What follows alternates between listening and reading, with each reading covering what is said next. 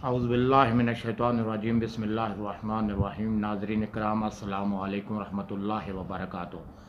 ناظرین، کچھ نئے ٹاپک کے ساتھ آپ کا میزبان مزمل حسین سید ایک بار پھر حاضر ہے۔ پروگرام شروع کرنے سے پہلے سب تو ناظرین کو ایک تو عید الفطر کے حوالے سے مبارکباد پیش کرتے ہیں اور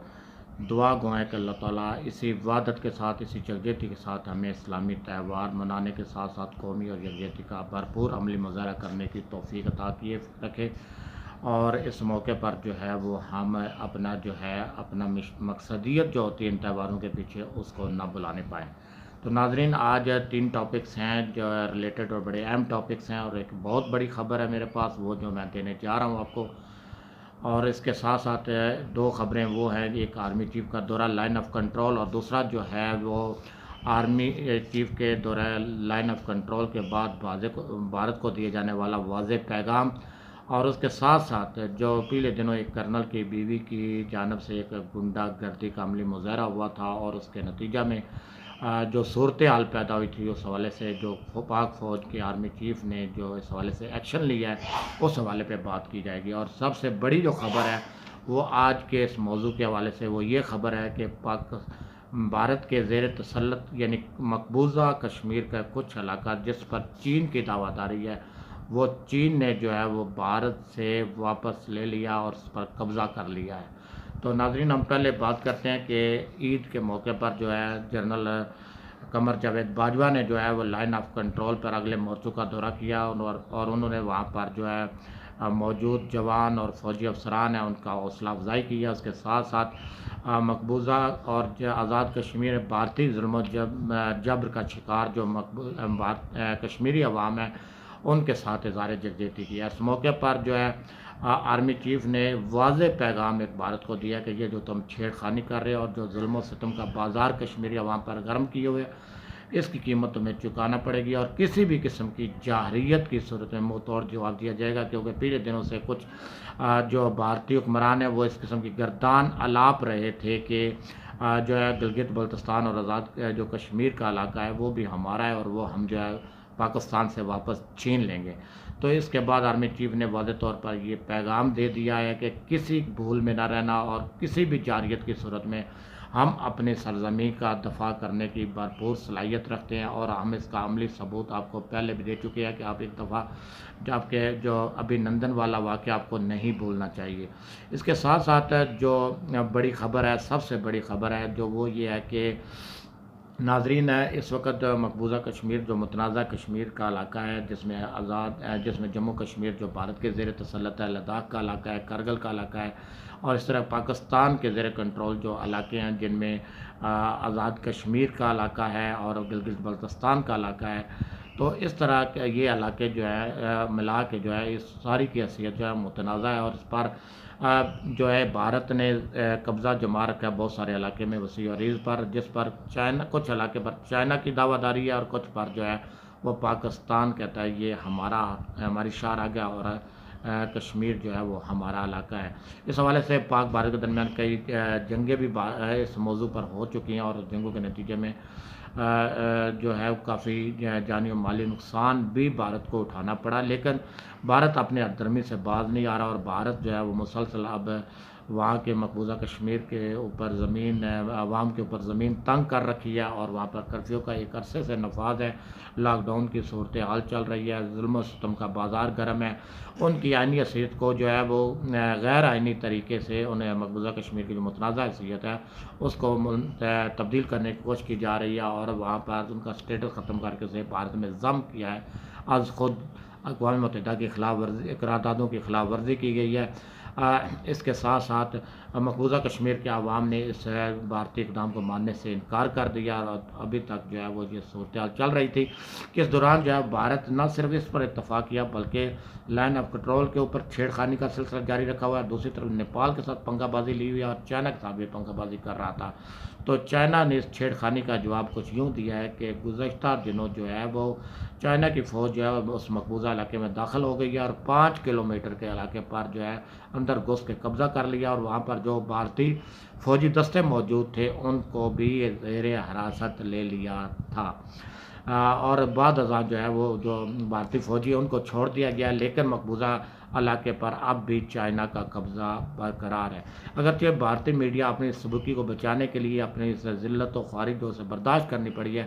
اس خبر کو عام ہونے سے روک رہا ہے اور اپنے چینلز کو انہوں نے منع کر رکھا ہے کہ اس قسم کی خبر نہ دی جائے، لیکن بھارت کے ایک مشہور صحافی اجے شنکلا جو ہیں دفاعی تجزیہ نگار بھی ہیں، انہوں نے اپنے وی لاگ میں اس خبر کو بریک کیا اور کہا ہے کہ 1999 کے بعد